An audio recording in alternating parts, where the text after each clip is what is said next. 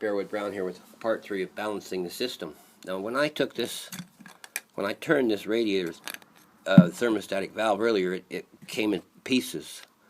Now to get it to work, what's inside here is a little valve. It actually looks like something like this, up, and it pushes down to close the water. Up is all the way open, and that's how in that valve there that opens and closes by going up and down with this thing.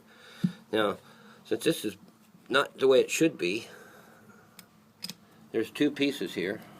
There's a flat piece, fits nicely up in there, and this goes down in to the hole and pushes on that little chrome bit down in there. Now the tricky part on this deal is getting this into that hole at the same time as not screwing it up on the top so it can slide down in there, because it's got to go down.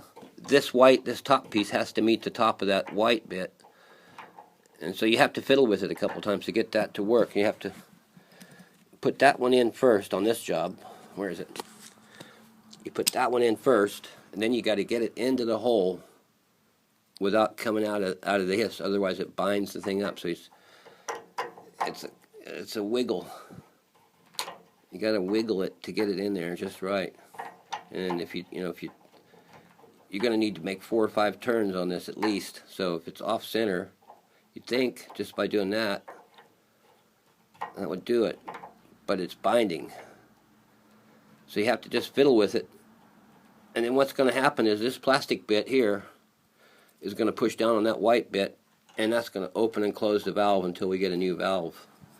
So that's what we got to do, is just get that bit to fit nicely so it slides up and down on there. Otherwise, you just leave it all the way open. If you want hot water, leave it all the way open, and then you could adjust the flow over at the other end of the lock shield.